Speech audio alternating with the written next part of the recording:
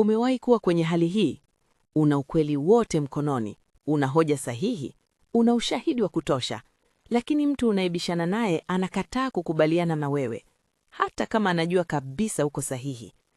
Unaanza kushangaa, inawezekanaje mtu aone ukweli halafu aukatae? Lakini ukweli ni huu: binadamu wengi hawapingani na ukweli, wanajilinda dhidi ya kuonekana wamekosea. Na hapo ndipo watu wengi hukosea. Wanadhani kushinda hoja ni kuonyesha ukweli, lakini kwa akili ya binadamu, kushinda hoja ni kumfanya mtu ajisikie salama kubadilisha msimamo wake. Hii ndiyo siri inayotumiwa na wafanyabiashara wakubwa, viongozi na hata wanasheria. Usimpinge mtu moja kwa moja. Kaa nami hadi mwisho, maana siri ya 7 ndiyo itakufanya uelewe zaidi. Kabla hatujaendelea, fanya jambo la kiungwana la kubonyeza kitufe cha subscribe, like na comment. Haya, twende kazi. 1. Ukisema hapana au umekosea, ubongo wake unaingia kwenye hali ya kujilinda. Kisayansi, unapomkatalia mtu moja kwa moja, ubongo wake huingia kwenye hali inayoitwa fight or flight. Hii ni hali ya kujilinda, ambapo haangalii tena mantiki, haisikilizi ushahidi, inalenga tu kushinda au kujiepusha. Kwa kifupi, unamfanya mtu geuke kutoka kwenye mazungumzo kwenda kwenye vita.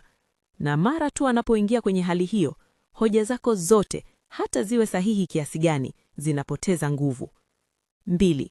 Watu hawapendi kuonekana wamekosea, wanapenda kujiona sahihi. Hata kama mtu anajua ndani yake amekosea, kuna kitu kinaitwa ego protection. Ubongo wake unasema, ukikubali umekosea, unapoteza heshima yako. Hivyo badala ya kukubali, atapigana kulinda msimamo wake. Na hapa ndipo watu wengi hushindwa. Wanataka mtu akubali ukweli, lakini hawampi njia ya kulinda heshima yake. 3. Njia sahihi. Mruhusu ajifikirie kama amefika jibu mwenyewe. Watu wenye ushawishi mkubwa hawakushindi kwa kupinga. Wanashinda kwa kuongoza fikra. Badala ya kusema, wewe umekosea, wanasema, unaonaje kama tukiangalia upande huu pia? Hapa unafanya kitu cha muhimu sana. Humpingi, unamuongoza, na ubongo wake unabaki kwenye hali ya utulivu, tayari kufikiria. 4. Mbinu ya maswali. Silaha ya watu wenye akili kubwa. Maswali yana nguvu kuliko majibu.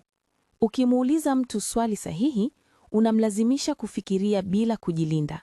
Mfano, unadhani hii ingeweza kuwa na maana nyingine? Kama tukichukulia hali hii hivi, ingeonekanaje? Maswali haya yanavunja ukuta wa kujilinda bila kupigana. Na hapa ndipo uchawi unatokea. Mtu anaanza kubadilisha mtazamo wake bila kuhisi ameshindwa. 5. Tumia kauli zinazopunguza upinzani, sio zinazochochea vita. Badala ya kutumia maneno makali kama, hiyo sio kweli, umekosea kabisa, tumia maneno yanayolegeza hali. Naelewa unachomaanisha. Hiyo ni pointi nzuri, lakini hebu tuangalie hii pia. Inaweza kuwa hivyo, lakini kuna upande mwingine pia. Hapa unafanya jambo moja muhimu. Unahifadhi heshima yake huku ukileta hoja yako. 6. Ushindi halisi sio kumshinda mtu, ni kumshawishi bila vita. Watu wengi wanapenda kushinda hoja, lakini watu wenye akili ya juu wanapenda kushinda akili. Wanajua, ukishinda kwa nguvu, utapata upinzani. Ukishinda kwa hekima, utapata ushirikiano. Hivyo hawapigani, wanaongoza. Na matokeo yake ni haya. Mtu anakubali wazo lako, lakini anahisi kama ni lake. 7. Ukielewa hii, hutabishana tena kama zamani. Utabadilisha kabisa namna unavyoongea na watu. Hutakuwa na haraka ya kusema uko sahihi. Hutakuwa na haja ya kuthibitisha kila kitu. Badala yake, utajifunza kusoma akili ya mtu na kuizungumza kwa lugha yake. Na hapo ndipo unakuwa na nguvu halisi ya mawasiliano. Ukweli ni huu: watu hawabadilishi mawazo yao kwa sababu ya ushahidi. Wanabadilisha kwa sababu ya jinsi unavyowasiliana nao. Ukijifunza kuondoa upinzani, ukijifunza kuuliza badala ya kupinga, ukijifunza kuhifadhi heshima ya mtu mwingine, utakuwa na uwezo wa kushawishi bila kupigana. Na hiyo ndiyo nguvu ambayo watu wengi hawana.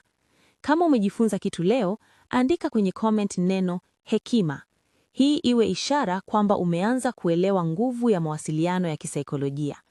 Usisahau kulike, kushare na kusubscribe kwa ajili ya maarifa mengine ya kina kama haya. Tukutane kwenye video inayofuata.